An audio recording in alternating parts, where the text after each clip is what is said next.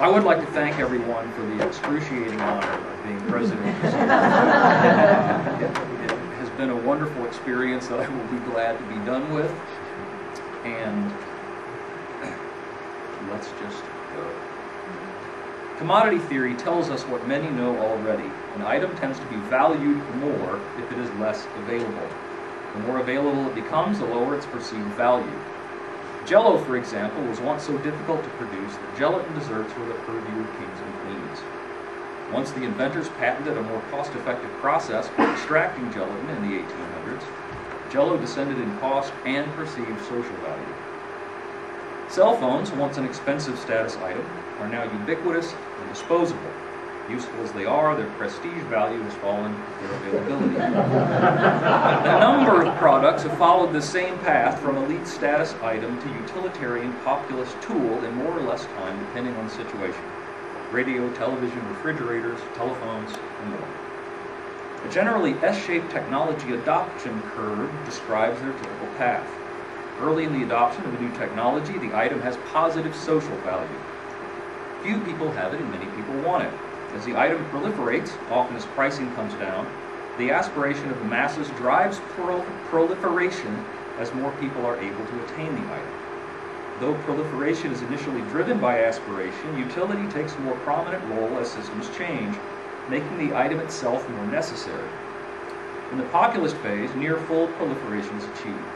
The item may no longer have much positive social value as it is taken for granted, but not having the item is seen as a negative.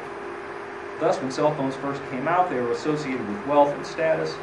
As cell phones changed the structure of communication and became more necessary, they became more utilitarian and are now noticed more in the breach than in the observance. Such dynamics are not restricted to physical products. Commodity theory also applies to experiences, traits, and skills, which include education. As we move from an elitist model to a populist model, higher education transforms from a highly valued mark of distinction to a social assumption. In terms of the technology adoption curve, higher education is in the aspirational proliferation phase, where it still has a hangover of status, but is more and more subject to utilitarian justification. These two models of higher education are entire systemic structures of power in the Foucauldian sense. The idea that most people should and could attain higher education is far from where higher education in America began, namely with the founding of Harvard in 1636, primarily to train ministers. Though there was always a democratic element to higher education, it catered primarily to a social and intellectual elite from the 17th through the mid-20th centuries. Movements such as the land-grant university, historically black colleges, and women's colleges widened the potential of higher education, but the system still only served the few. Roger Geiger identifies three main purposes of higher education in American history: the transmission of elite culture for social leadership, training for careers, and the creation and transmission of knowledge. Through history, these accrued so that higher education now serves multiple populations with multiple purposes. Though one purpose may predominate at a given time, all are represented in all phases of higher education.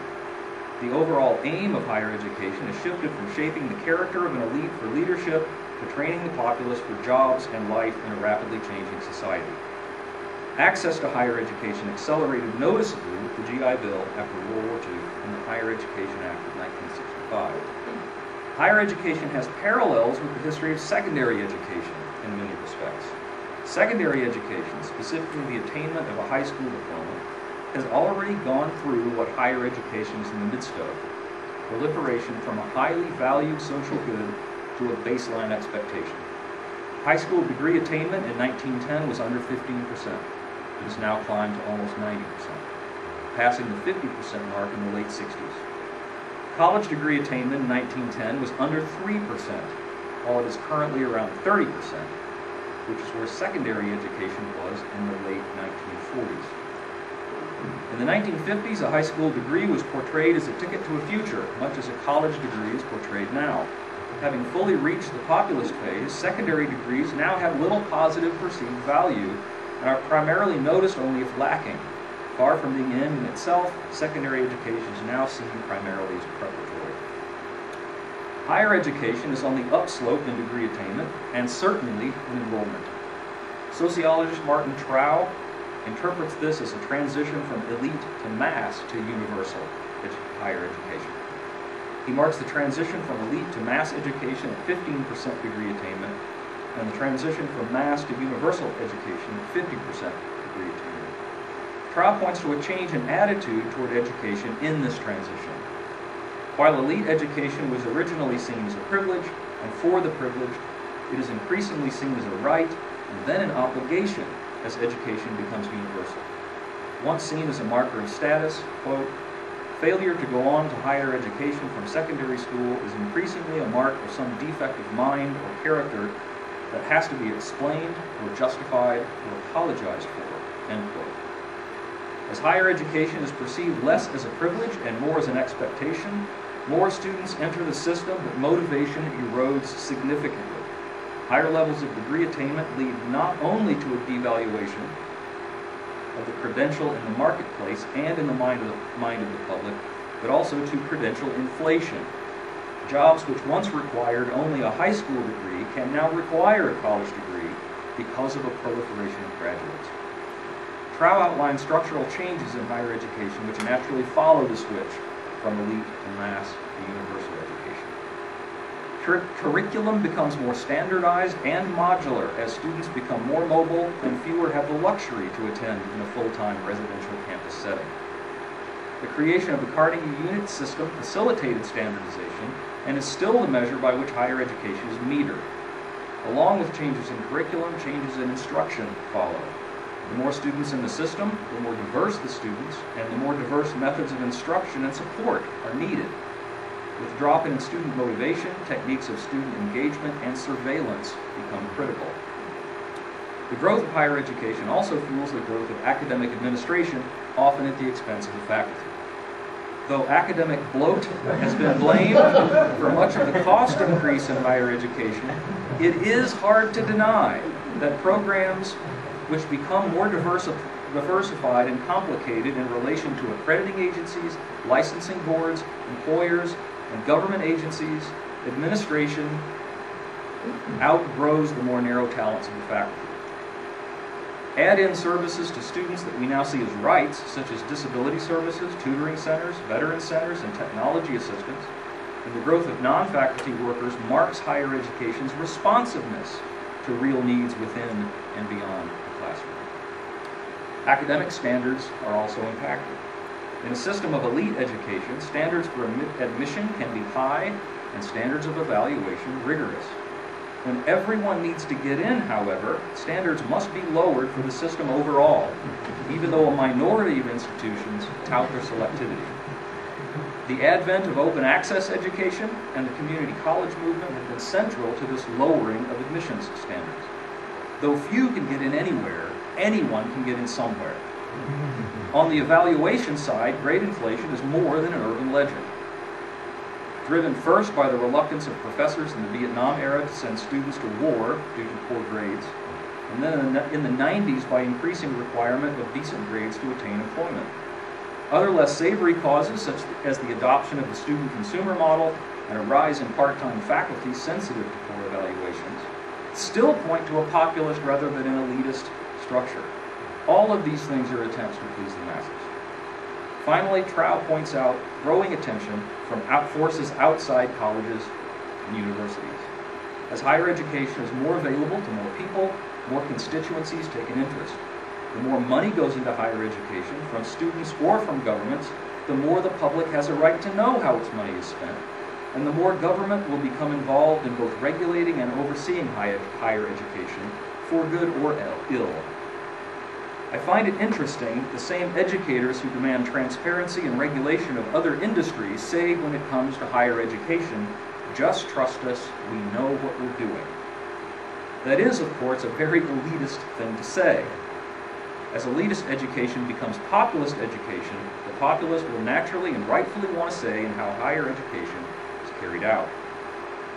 All of the changing structures of higher education which Trow outlines do not happen at the same time or in all institutions.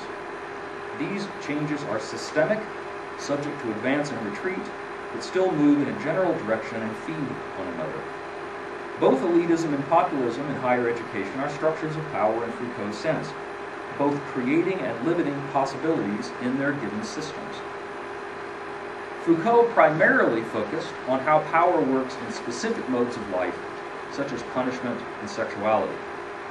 Foucault identifies power as, quote, the multiplicity of force relations immanent in the sphere in which they operate and which constitute their organization, as the process which, through ceaseless struggles and confrontations, transforms, strengthens, or reverses them, as the support which these force relations find in one another, thus forming a chain or a system, or on the contrary, the disjunctions and contradictions which isolate them from one another, and lastly, as the strategies in which they take effect, whose general design or institutional crystallization is embodied in the state apparatus, in the formation of the law, and in the various social hegemonies. Power as a systemic fabric is founded upon the free choice of individuals, and hence, quote, power is exercised only over and therefore by free subjects, and only insofar as they are free. By this we mean individual or collective subjects who are faced with a field of possibilities in which several ways of behaving, several reactions, and diverse comportments may be realized. End quote. Power is the entire network of persons, groups, institutions, and their range of actions, practiced through a variety of strategies and tactics. The Western intellectual tradition often assumes that seekers of knowledge must distance themselves from power.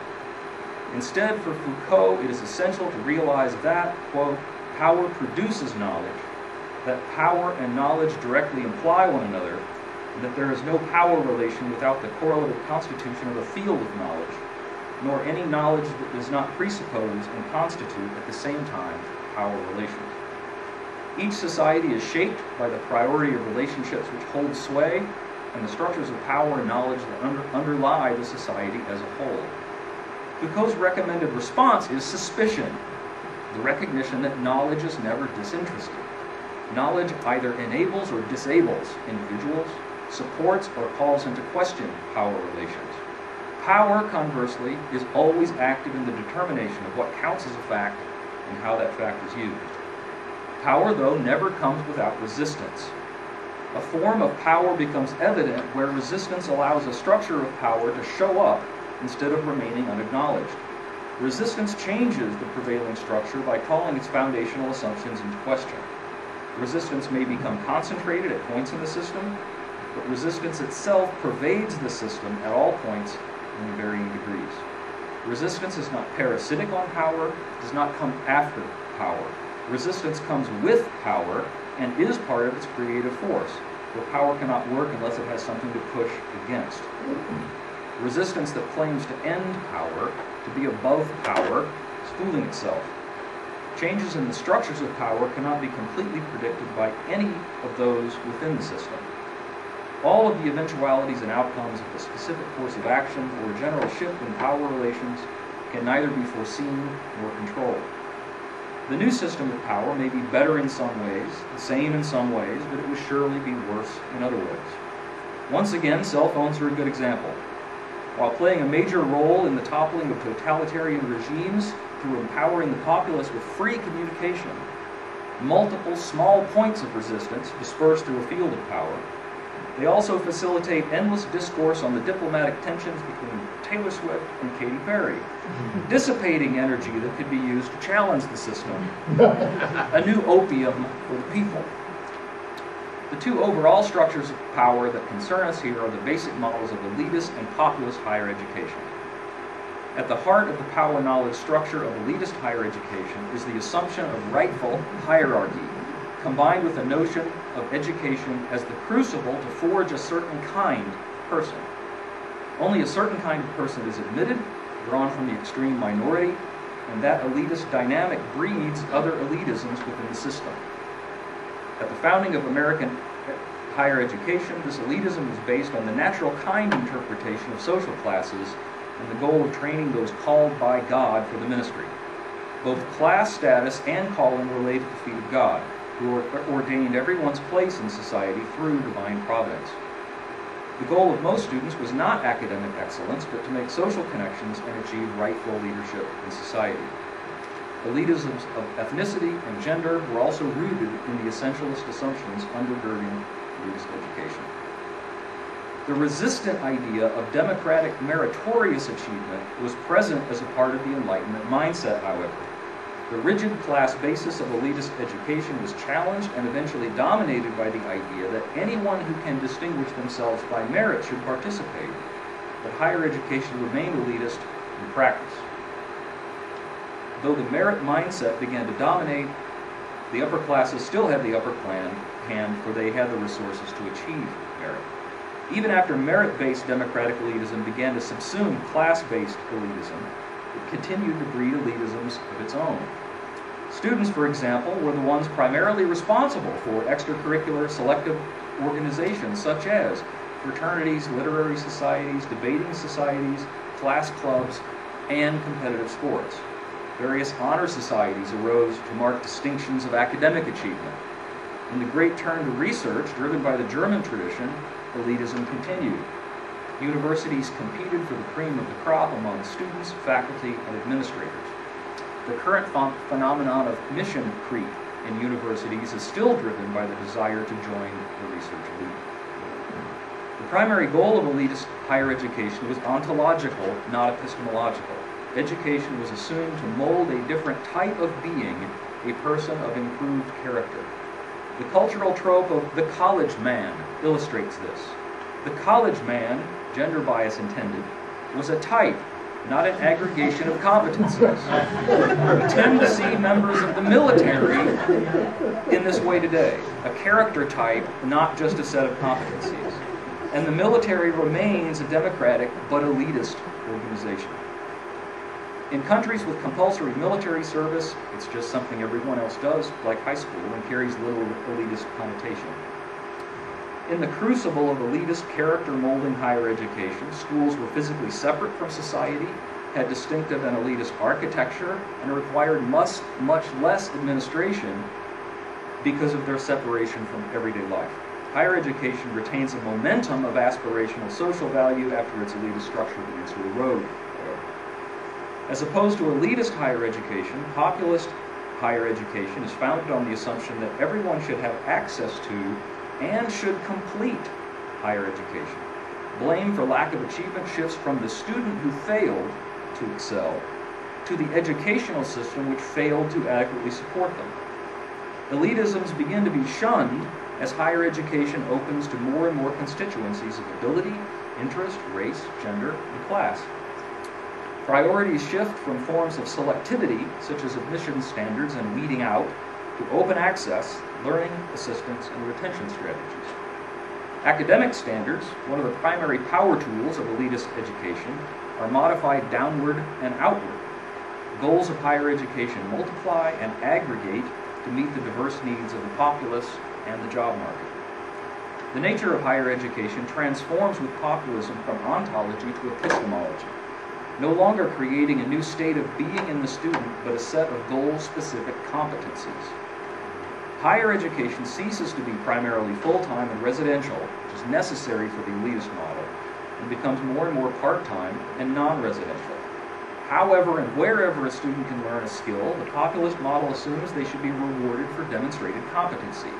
This is leading to what has been termed the unbundling of higher education, whereby tasks of instruction and evaluation, among other things, are disaggregated. Western Governors University is at the forefront of developing this model. Students proceed at their own pace, aided by mentors and instructors, and complete competency projects which are evaluated separately.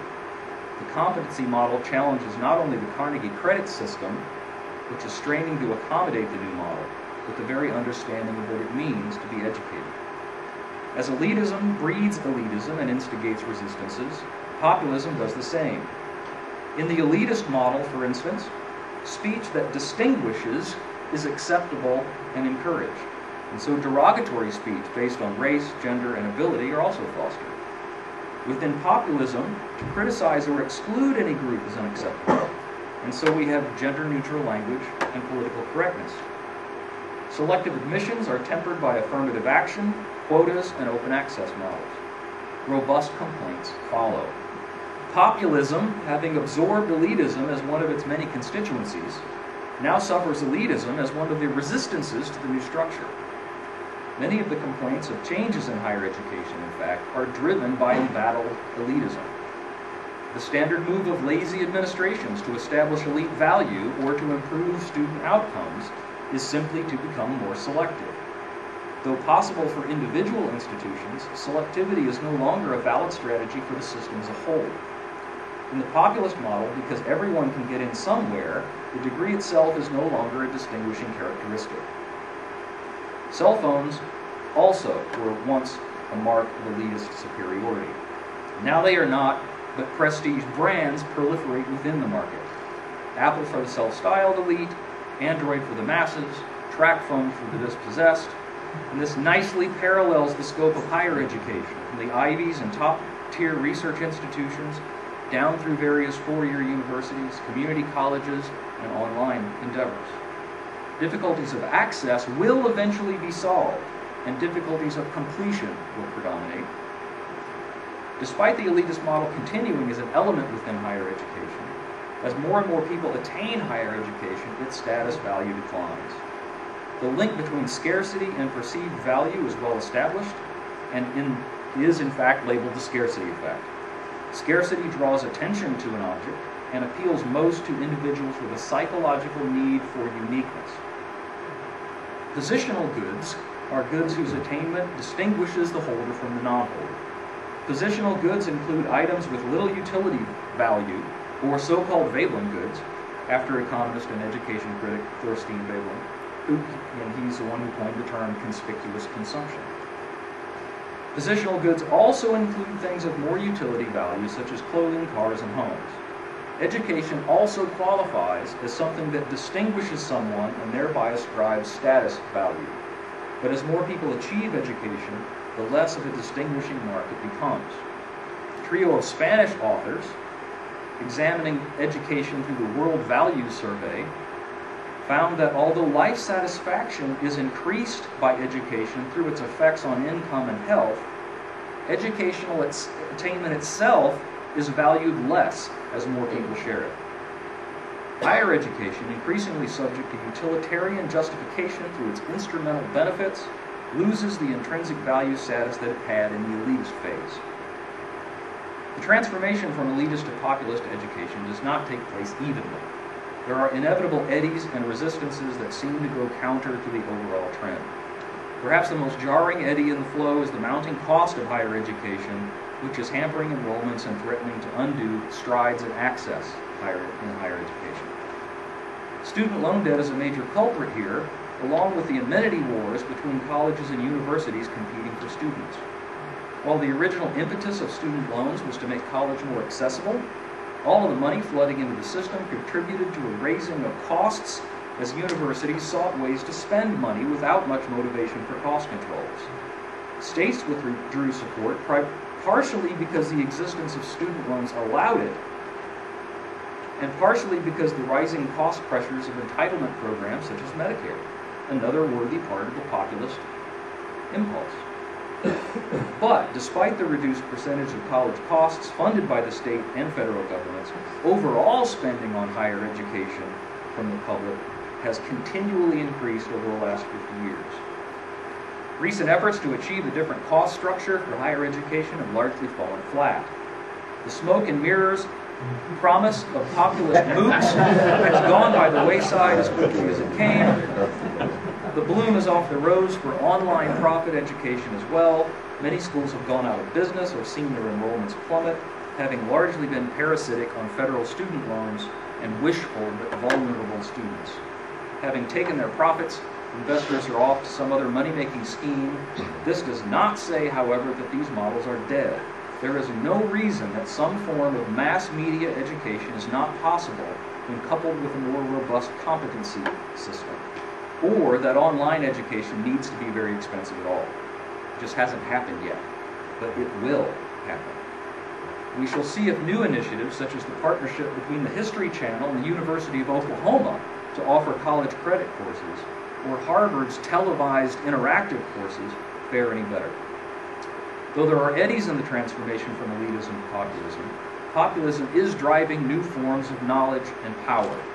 Assessment culture is a good example. As we move to a more diverse, populist competency model, it is natural to want to assess educational outcomes. Accrediting agencies are pushing outcome assessment from within the higher education universe, and government agencies are pushing from the outside. As the public focuses more on the aggregated utilitarian value of higher education instead of seeing it as a unified character molding experience, they support outcome measures. State funding is more and more driven by retention and graduation, not enrollment, and lawmakers focus on increased teaching loads and monetizing research. Increasing demands for credit transferability drive course standardization, with the individual professor less and less free to make course content and outcome decisions. All this makes sense in a society that wants to make education more accessible to a more itinerant populace. Textbook companies are major actors in this transformation as well. Having made deals with universities for ready-made course delivery, they are poised to increase their power in a competency-driven environment. Even university architecture is molded now more on strip malls than cathedrals. All of these developing structures of knowledge and power are part and parcel of a populist mindset. The populist dream of higher education solidified by about 50 years ago. And the complete transition may take another 50, but the transition itself is inevitable. Higher education is now exactly where cell phones were in 1999. In the midst of this pervasive transformation from elitist to populist higher education, what is the professoriate to do? I suggest we stop, drop, and roll. First of all, we must stop hearkening back to a golden age of higher education that never existed. Those who wish to reduce higher education to one true purpose, including professors who delude themselves into thinking education was ever primarily the disinterested search for knowledge, would do well to look at the historical evidence. There never was a time, going back to the Middle Ages and beyond, when professors didn't complain that higher education was broken. There never was a time when students were adequately prepared. There never was a time when most students were in school primarily to learn. There never was a time when resources were flush. And there never was a time when professors overall had a huge degree of job security. Even if there was a brief, shining, mythical moment of professorial power around 1970, much of that was driven by the fact that there were more jobs in the expanding populist higher education system than there were people to fill them. Since then, populist higher education has created a glut of PhDs, enabling the erosion of full-time, secure, and well-paid positions in favor of disposable and transient labor. I will admit one way in which the Golden Age may have existed to a degree. Students may indeed have been easier to teach. With selective higher education, schools can restrict themselves to motivated and able students. These students learn despite the professor.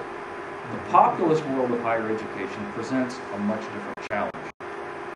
Second, we must drop the ego. It is very tempting to yearn for much of what elitist education offers. Social prestige as an elite, teaching an elite, distinctive architecture, motivated and able students, a high degree of autonomy as trusted practitioners of esoteric arts. We have to admit that by the time they let most of us into the club, it's not so exclusive anymore. Elitism has troubled the professoriate since it began organizing itself in the early 20th century. The AAUP, founded 100 years ago, shunned the labor movement as beneath it and restricted membership to upper-tier universities. John Dewey, a favorite of this esteemed assembly, supported the AAUP's separation of the union movement specifically because of the prestige issue, though he later became the holder of Union Card number 1 in the American Federation of Teachers. Higher education unions in the first half of the 20th century foundered in large part due to the elitist attitude. Even after faculty unionization began full force in the 1970s, the divide continued, and continues still in the AAUP.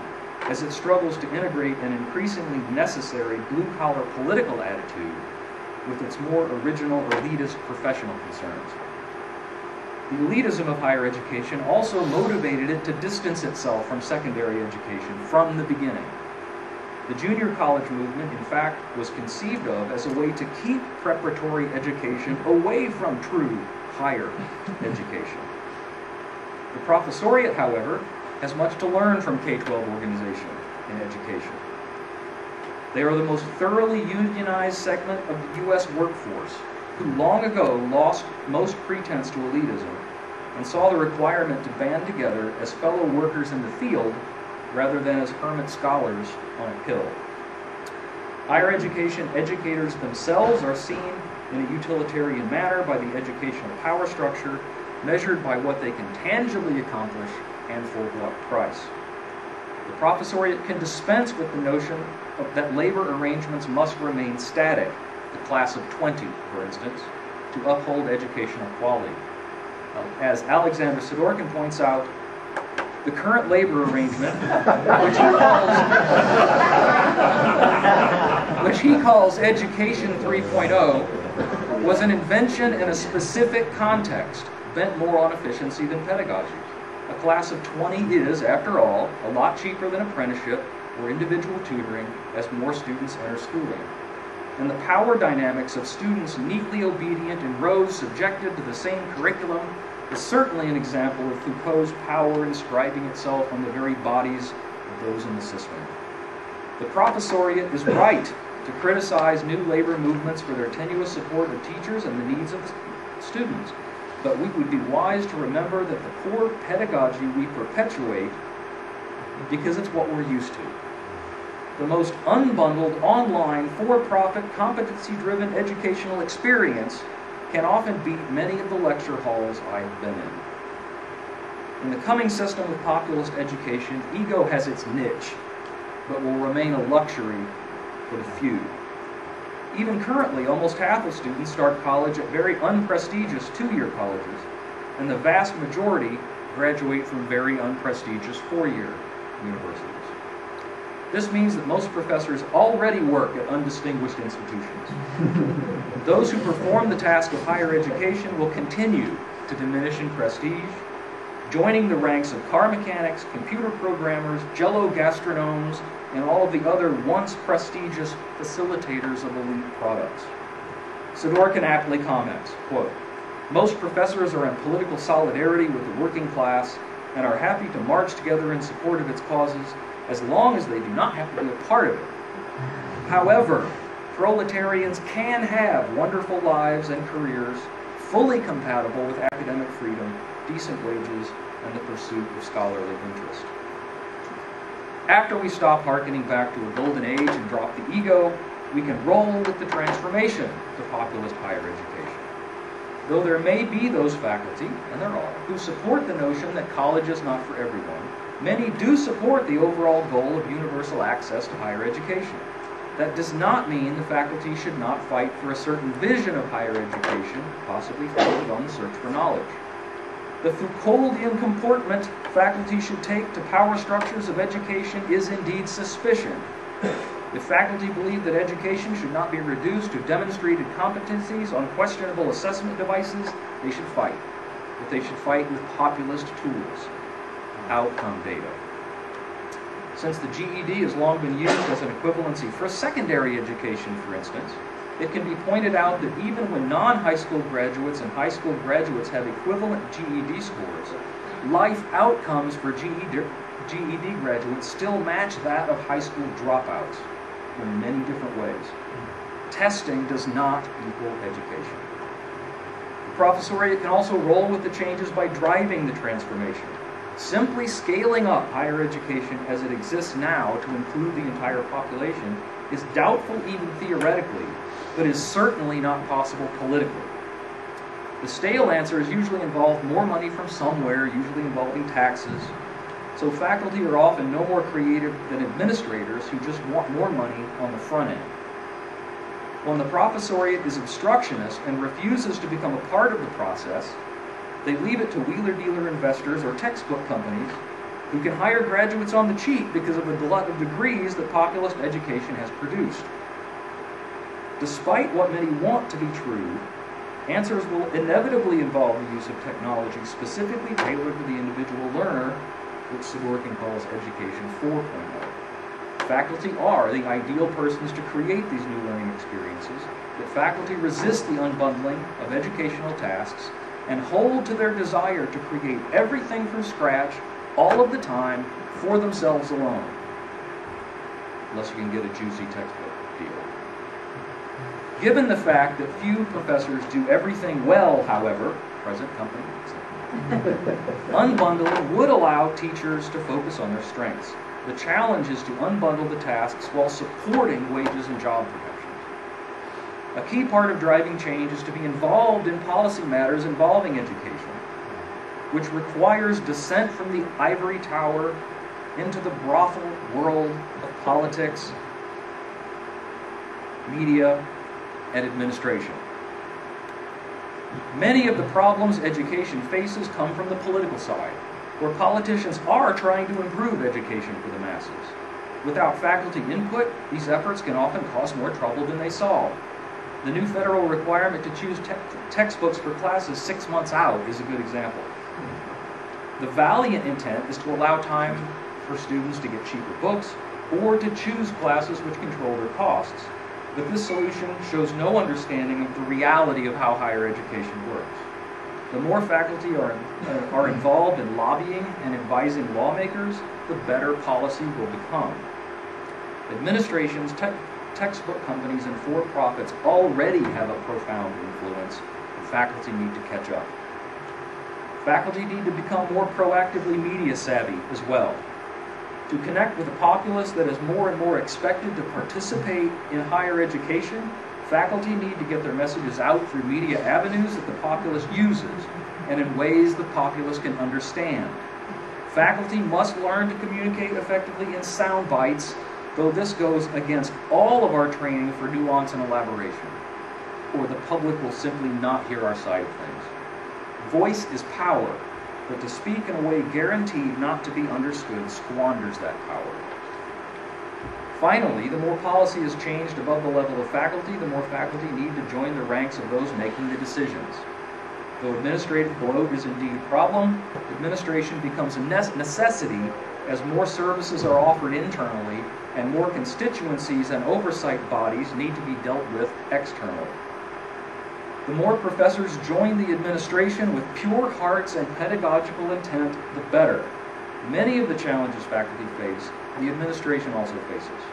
And it is too easy to forget that most administrators were once faculty themselves. Faculty can innovate, faculty can advocate, but none of this changes the fact that higher education will be unappreciated as more people achieve it, and faculty status will decline as a result. I would like to acknowledge two key limitations to the current study. First, I have drawn too big a picture, and I have not had time to trace specific examples of the transformation from elitism to populism. More specifics would certainly help outline what I see as the systemic nature of the change that is now just picking up steam. Second, I admit a thorough bias toward Foucauldian meta-narratives of power. My temptation, and Foucault's weakness as well, is to force every detail of life into the narrative, whether it fits or not. I now see populism behind every tree in the academic forest, despite critics such as Suzanne Mettler who claim that higher education is exacerbating inequality in our society, not leveling it. All I can say is that if narrative tends to play heavy-handedly, editing and interpreting data to fit the story, data wonks often refuse to admit their biases and miss the grand trends that control the data. I simply and naively trust that there may be balance fostered by robust discussion between the two extremes. One loose end: why is all this a tragedy? For ethicist Stanley Hauerwas, tragedy is the recognition that sometimes evil happens despite the best intentions and efforts of all involved. Sometimes goods conflict, or resources are not enough to do the good desired. Such is the nature of tragedy in human life. Quote, the possibility of irresolvable moral conflict, end quote. The recognition of tragedy highlights the importance of humility. Tragedy as a reminder of the basic human inability to solve all problems combats, quote, the deceptive story that we can be, or at least should strive to be, free from fate, end quote. The recognition of tragedy does not mean the surrendering in the face of evil, is not the acceptance of helplessness, but is the call for humble vigilance. Many of our problems that come with the transformation from elitist to populist higher education, not the least of which will be its cultural devaluation, result from a conspiracy of good intentions to make higher education not only available to, but achievable by all. There will be major changes and real losers. Nothing can be gained without something lost. And any Foucauldian story at best takes place in an emotivist moral universe of competing narratives. As higher education proliferates and more constituencies stake their claim, the faculty voice fights to compete, but it will never be unimportant. Despite losing perceived value, higher education will never be unimportant. Jell-O is perhaps a shaky analogy here, for no one truly needs Jell-O. Cell phones are a more appropriate metaphor. They have elevated the lowly and brought down the mighty, opened up new possibilities and new insanities. They have restructured existence to make themselves necessary, and yet their ubiquity has made them simply another disposable utilitarian tool. Higher education is traversing the same arc from elitism to populism, aimed not at creating a new state of being in the few, but providing basic competency to the many in a more complicated world. And the many will take it for granted. Resistance is inevitable. Thank you.